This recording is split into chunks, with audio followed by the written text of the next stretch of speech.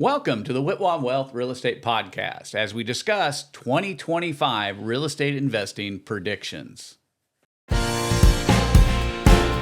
Welcome to the Whitwam Wealth Real Estate Podcast with Scott Whitwam, your blueprint to financial abundance. Settle in as we explore the mindset and methods for wealth building through real estate. Welcome back. I'm Scott Whitwam, and today we'll be talking about 2025 real estate investing predictions. And I've invited back my friend and real estate investor trainer, Brandon, the man Simmons. Welcome back to the podcast, Brandon. I'm glad to have you here. Thanks, Scott. Appreciate it. Well, I thought today we just kind of have an open discussion about what 2025 looks like from a real estate investing standpoint and predictions. And what do you see coming at us? I wish I had my crystal ball ready. I was an econ major in school, so one of the things I always look at is the data. So I'm trying to see what's going on with the data.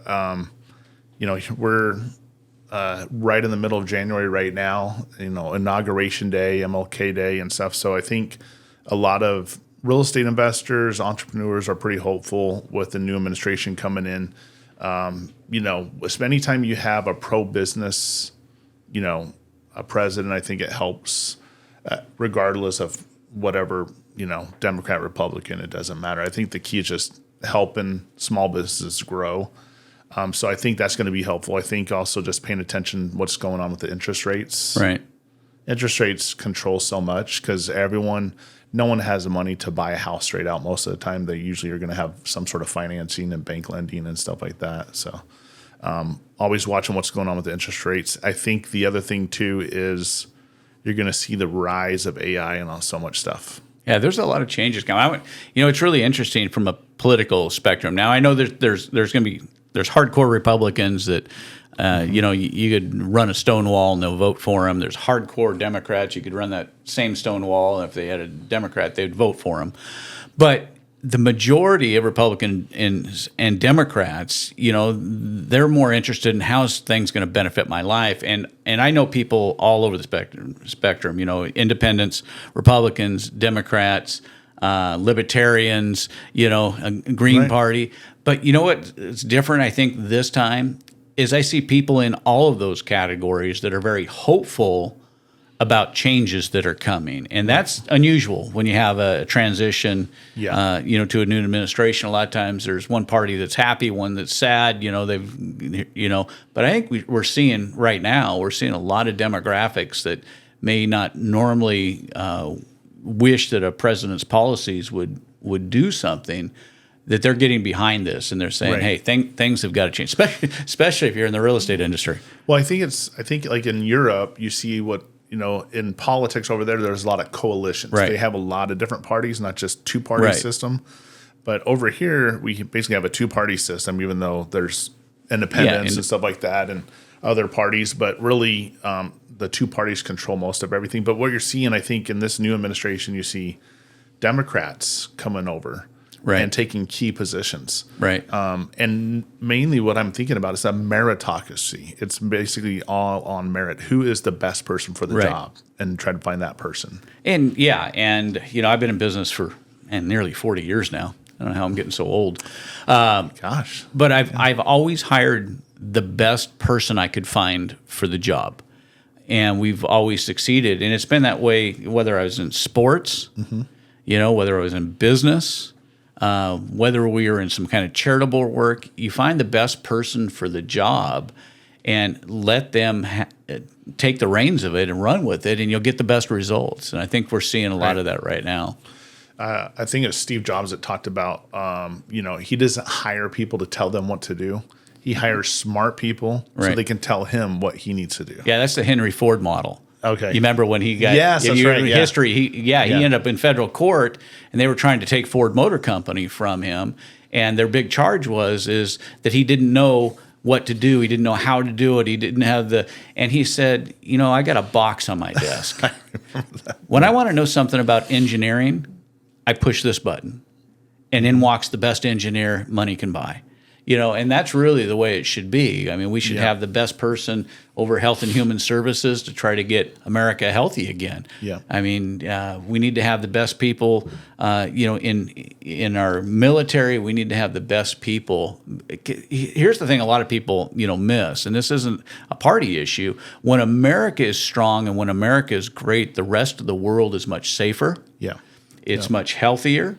And there's much more hope because we are a generous country. And when we have the resources to do it, we can take that generosity around the world. Mm-hmm. I'm hopeful. I think 2025's, I think there's a lot of positives to look forward to. I mean, I don't have the crystal ball. I think they're just on economics wise. I thought there was going to be a price turn down back in COVID. Right. And COVID did the opposite. We had these black swan events that happen. Yeah. And it doesn't really go with the normal historical rates and, the graphs. In everything. 2019, all the indicators were there at the end of 2019 that there was going to be some transition in real estate, and that there was going to be a little bit downward turn in price. Then COVID hit. And I thought, okay, here come the deals. We're going to see stuff go into foreclosure. We're going to be able to pick up. And just the absolute opposite happened. Yeah, prices went through the roof. Right. Yeah, especially here in the Phoenix area. We had, what was it, like almost double. Right, yeah. Oh, yeah, up through about May of 2022, it was a run-up. And, and then obviously Fed policy changed in 2022 pretty significantly. Mm-hmm. Over a short period of time, it was about 2,000% increase in interest rates. Right. Which just absolutely put the brakes on, construction, the housing market, and a bunch of those things. Yeah, I think you're going to see. There's already been some crackdown on some of the marketing, like a lot of the pay per lead companies. There's a lot of restrictions on them right now. TCPA compliance, so like cold calling and texting. There's some people that are still playing Wild Wild West and texting everyone and don't think that they'll ever be sued. The reality is most of those people, there's people teaching people how to sue on TikTok on how to file a lawsuit when someone calls you or texts you that's not supposed to. And stuff well, and the FCC has built some pretty hefty damages into some of those companies. But I think you touched on interest rates. And obviously nobody knows where interest rates are going to go. I mean, the Fed cut rates by 0.5 point back in September, and mortgage interest rates fell. The real estate market, I don't know if you saw the statistics, for about a 2 to 3 week window there, the real estate statistics, at least in the area where I am, changed. And sales started to increase, showings started to increase, and then the Fed cut the rates again by 0.25 point, and the bond market said, no. And the bond markets went just the opposite. And the bond markets have been up ever since. And so bank-to-bank rates are down, but mortgage interest rates are way up. Right. Because the unemployment numbers are bad. The inflationary numbers are bad. We never got down to Powell's target rate of 2% before inflation started shooting back up again. So there's, I guess the real question is, a prediction is do we think that the change in public policy right now will bring inflation back under control like it did in Trump's first term? I'm hopeful. So we do stuff nationwide. We're nationwide right now. So it is market to market in some places. So, if you think about the Sun Belt, like California, Arizona, Nevada, Texas, Georgia, the Carolinas, Florida, where most of the deals are happening for us right now. I think one of the things I'm paying attention to is, like, for example, in Florida, in some of the markets, especially near Tampa and stuff like that, the insurance is killing people. Right. People can't afford their payments, not because of the interest rates and the payment to the principal, but the taxes may be okay even, but then the insurance is so high. It's making it harder for them. In Texas, they have really high taxes, property taxes, because they have no state income tax. Right. So the taxes are already high. And then if you're in areas where they have had wind and hail damage, the insurance companies are bumping up those rates like crazy. In California, we have people that they have no insurance. Right. Yeah, well, a lot of insurance companies just said, hey, public policy, state policy is so bad, we're pulling out of the states. We can't make the numbers work, and the risk is too high. I mean, they're insuring $1 million houses in the Palisade fires, right? And those are all burnt to the ground. And so many people they didn't get their policies renewed. Right. They didn't have insurance on their homes, Well, I heard, and it's unsubstantiated because I just heard this, but I heard BlackRock is going in trying to acquire a lot of those properties in California and take the properties and probably take the insurance claims with them. Hey, we'll buy the property and the insurance claim, and we'll take this over as part of our investment portfolio. And I think there's a lot to be said about there's business, and then there's going after people. There's certain laws in certain states for certain reasons, because there have been people that have been taken advantage of. And then there's business, and if you're a business person, you don't want to buy a property that that you can't rebuild on, or you can't do certain. So I understand both sides a lot of times, but I think what does worry me, we saw it here in Phoenix. The Crawford report is the one that ASRE, the Arizona Real Estate Investors Association, always has come out and stuff. And they talked about how it was 45% during the COVID time, half of the properties that were being bought and sold were by iBuyers and institutional buyers and stuff. Not just an LLC that flips a couple properties, but typically ones that have thousands of the offer pad, those kind of entities. And I think that if we can kind of figure out the geographics, because I do this, in 2024 we did a morning real estate investor update for a year, just to kind of get in tune with the market, provide some information for our investors through our social media stuff. And one of the things that you find is that even in bad economies, even in bad real estate economies, there are some areas that do really well, and it's always like that. But I think we're going to see if we can get a handle on interest rates. Yeah, interest rates right now are running 6.5% to 7% on par across the nation. Numbers from Freddie Mac, bank rate, those type of things. But if we can see interest rates come down even to 5%, I think you're going to see a dynamic change, because not only will buyers be able to afford properties, but sellers will now go, well, I'll exchange a 3 or 3.5% mortgage for a 5, where I won't exchange a 3 to 3.5% for a 7. Right. And we'll get sellers back in the market who want to sell. There's a lot of pent up seller frustration, just like there is buyer frustration at this point. Oh yeah. Tina Timbor from the Crawford report, she was talking about if we can get interest rates that start with the 5, then you'll see the number of transactions go up in our market, because we're below what we should be on average for the number of transactions. It's slowed down. Right. But, if we get lower interest rates, you'd see a lot more movement, buyers and sellers. Right. I don't know what that would do with the prices. That's the economist mind in my head, is we haven't really had a true crash or a true, such a major downturn where prices are down. We're getting leads right now where people bought homes last year and they're offering to me, just take it over. Just take, give me $1,000 to move or nothing. Right. I don't care. Just take over my mortgage. And it doesn't make sense, because the payment, the PIT, the all-in payment, is much higher than what I can rent it for. What it'll produce, yeah. So, and that's scary when I see that, because that's I think we're inverted a little bit. Yeah. Well, typically what would drive prices down is a larger inventory. Yeah. So what we saw in 2020, 2021, 2022 is we saw low inventory numbers. In the area where we're at here in Phoenix, there was at one point 5,000 properties available when there normally would be 30,000 properties available. Mm-hmm. And this was duplicated. Vegas was like this. All the major metro centers, Atlanta, Miami, had the same problem.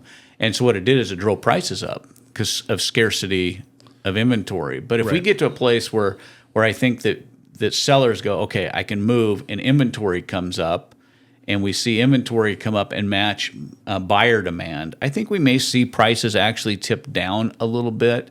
Won't be a lot. I don't think we're headed for any type of crash, but I think you could see prices come down a little bit as sellers are competing now to sell their homes, with interest rates coming down and having buyers who are viable Right. You know, it all goes back to like supply and demand. And one of the things that I always look at whenever I'm pricing different markets and what to offer on houses is seeing what are the days on market, right. how much supply do I have. If there's a ton of stuff for sale, and it's like going over 100 days on market, then that's probably an issue, right? Right, absolutely. So you're not going to offer top dollar. You're going to have to go a little bit lower because you're going to have to be cheaper than everyone else in that neighborhood in order to sell fast.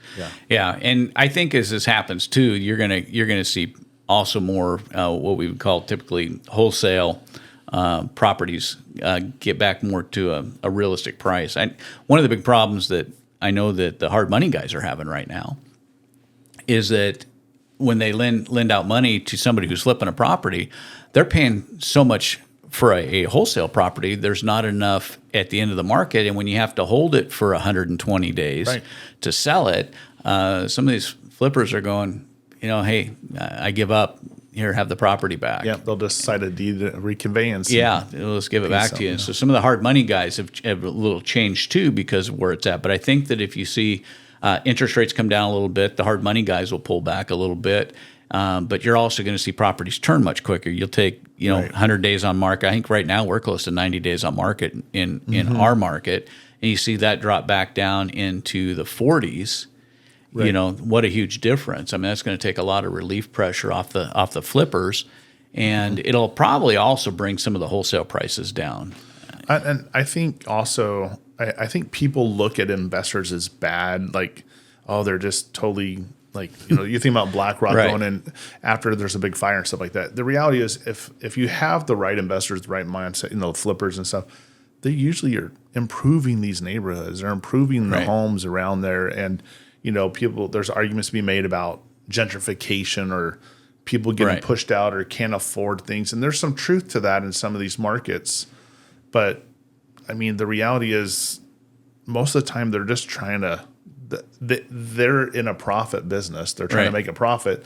In order for them to make a profit, they have to put out, something that's out there that's going to be desirable for somebody else. And like in any industry, I don't care if you're an AC company, a lawyer, there's good ones, there's sharks out there.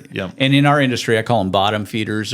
They really don't care about the consumer. I know that one thing that, on our side, on our acquisition side of things, that we really focus on trying to make sure that we're providing value to sellers too. So we're going in as the buyer. I love that. A lot of times what we do, and I'm in a little bit of a unique situation because I own a construction company.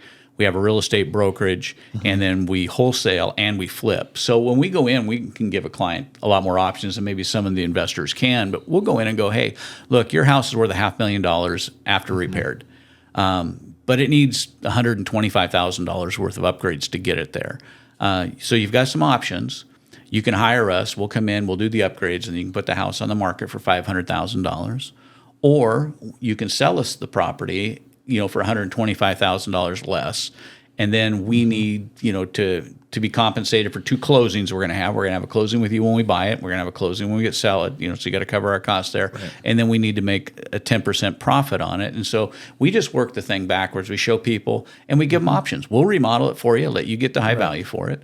That's great. If you want to sell it this way it is right now and put it on the MLS, we'll do that too. Our brokerage will take the listing and put it on there. There'll be an investor out there potentially that'll buy it at a discount. Or we'll buy it and you'll have no risk, no liability, nobody walking through your house, especially with homes that are hoarder homes, where they just got trails through them. That sometimes becomes the best option. It's just like, mom and dad went into retirement home.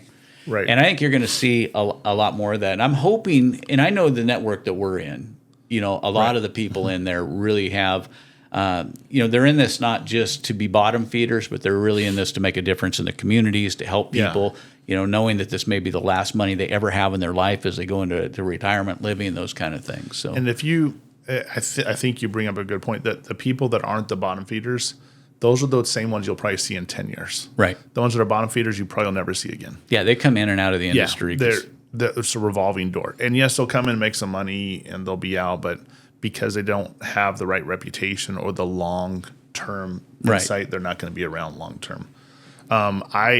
I'm a big believer too. Like if you do it right and you get social media is huge. You're going to need to be on social media. You're going to need to get good reviews. You're going to need to probably have people go online.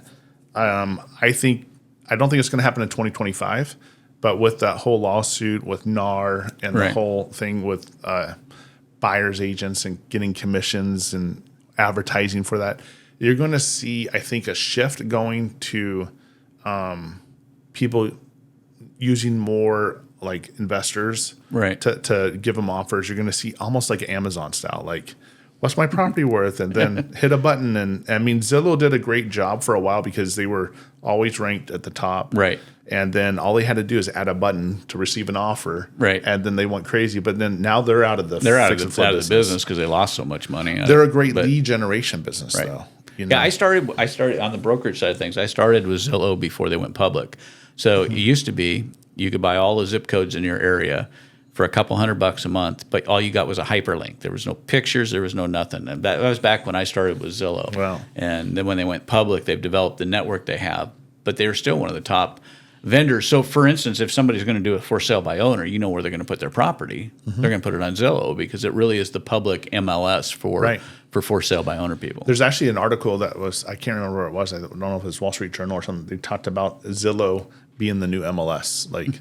Like they're wondering if the MLS will even stick around because like there's going to be people are going to want access online, and Zillow is more transparent than the MLS. MLS, you know, you have like the remarks for the agents and stuff, and you know how much they're making, and they don't want the public to know this. I think we're in an age where we want more transparency. Yeah, I think the only thing that the Zillow would have to overcome probably to get there, and obviously it wouldn't happen this year, but would need to get there is the way the data is managed, because Zillow's data is not managed by any human interaction. It's all algorithm based. It's all AI based. And that's one thing about the MLS is you're getting actual human input updates. So the accuracy of the information on the MLS is much more accurate than it is on Zillow. I have people all the time call the brokerage and go, hey, we want to go see 123 any street. And the agent has to say, well, that house closed 6 months ago. It's not even for sale. You know, so yeah, it's not updated. Yeah, it's not updated. So they've got to figure out that, I think, in order to get there. But right now, I mean, if you were going to try to, and here's the funny thing with FSBOs, 13% of all homes come on the market as FSBOs. 87% of those end up with a realtor anyways, because people don't realize that there's, hundreds of steps in the selling process. Right. But if you are going to try to do a FSBO, Zillow would be the place to go. But it's also, here's another thing, it's also a great place for investors to market for properties. Oh, we sell, just full transparency, probably 99% of our deals are sold on MLS now. Right. We used to use, all sorts of, build our own buyers list. I got really good. And the buyers list still work. Right. Absolutely. I mean, they definitely still work. But if you're able to go on MLS, then it's a much broader. You can syndicate to multiple websites like Zillow and Redfin and all this stuff. I think that the key differentiator is going to be, it's always going to be in real estate, it's location, and price. And price. If you have the price there, it'll pretty much sell. But what we've done a lot of data on is really understanding what markets, because we're transactional, right? We're not long-term buy and hold. We're trying to make, a wholesale fee or some sort of fee on a property in a short amount of time, not 5 years, 10 years. We're trying to do more transactional. So a lot of that is trying to figure out where more transactions are happening. So we market and we focus on markets that are always that are really top performing markets. And I think scalable, remote, investors kind of do that. They're looking, hey, is North Carolina good right now? Is Florida good right now? And okay, so here's a nationwide question for you. Okay. All right. So if you were talking to somebody who's just getting into real estate investing, thinking nationwide, what would be your recommendation with 2025 and the things that that you think that are coming to pass? Would you recommend jumping into wholesale, get into buy and hold, multifamily right now, fix and flip? What would be kind of your advice, I guess, as far as the best prediction? Which of those models you think is going to be the strongest in 2025? Gosh, well, I think wholesaling works in an up market, down market, or flat market. Right. And I think wholesaling is a great place to start because it's a foundation. You learn how to market, you learn how to talk to sellers, you learn how to negotiate, you learn paperwork and contracts, you learn how to sell property. So that's a good foundation. The rest of it, the buy and hold, the fix and flip, it really kind of depends on what you have the taste for. Because some people are not handy and some people don't know how to manage other people or crews.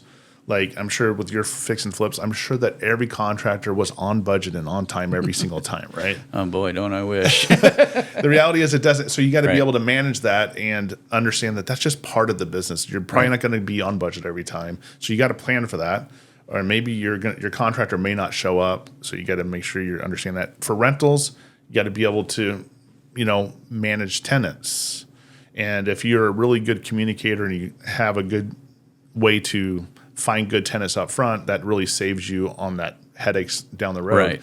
But there's tenants that can be really good at first and then turn bad later too. Yeah, I've had them. Yeah, me too. They've lived in my houses. Yeah. I made the mistake of having my wife go clean one of our rentals right after someone moved out. No, she's not allowed to clean any more rentals again there can after be that. Yeah. Pretty interesting sometimes. One of the things about wholesale, and I will say about this, is if you do wholesale correctly, you can do it with little or no risk. Yeah. Because you learn how to write the contract properly. You can do it with little or no investment as far as in the acquisition of the property. Now, in general, it may not be as much profit as on the flip side. Correct. But again, you don't have near the risk, you don't have near the cash investment, and so it can be a really good place to jump in. I think it's also very scalable. Yeah, it can be very scalable. I think of it like almost like a evolution. Like there's an evolution. Right. Everyone kind of starts out like a bird dog. Like before you're even really wholesaling. Wholesaling, yeah. And then you become a wholesaler where you're paying for your own marketing and stuff, and then maybe you become a landlord or flip a couple properties. Right.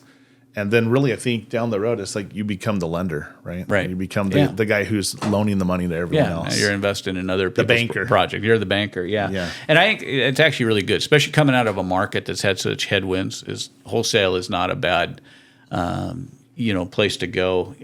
But like anything, whatever you are doing as an investor, you really need to get the proper coaching and training on it. You're gonna find some stuff on YouTube, but really there's some top coaches out there, that you can hire that can teach you the wholesale process. There's some one-on-one coaches that'll help get you into the mindset of accountability and the things that you need to do, I think, to be able to make 2025 work. I think there's a lot of opportunity coming our way. I'm excited. Like I guess I'm always an eternal optimist, right? And I can always see the silver lining and everything. And I think if most investors, that's what they understand. They understand cycles. Right. There's going to be cycles, and you just got to know how to pivot and adjust and just ride the wave. Yeah, well, I think this may be a good way. It's all the time we have for this week's real estate podcast. I want to thank Brandon for being with us this week. He's added a lot of value, I think, to the podcast. And I want to thank you for taking time to join us today. I invite you to subscribe today and be part of our growing community. Be sure to leave us a review. And if you have any questions, we'd love to hear from you. You can always find the Whitwam Wealth Real Estate Podcast on Apple Podcasts, Spotify, iHeart Podcasts, YouTube, or wherever you enjoy listening to podcasts. This is Scott Whitwam. Be sure to join me on our next episode of the Whitwam Wealth Real Estate Podcast, where we're wealth building through real estate.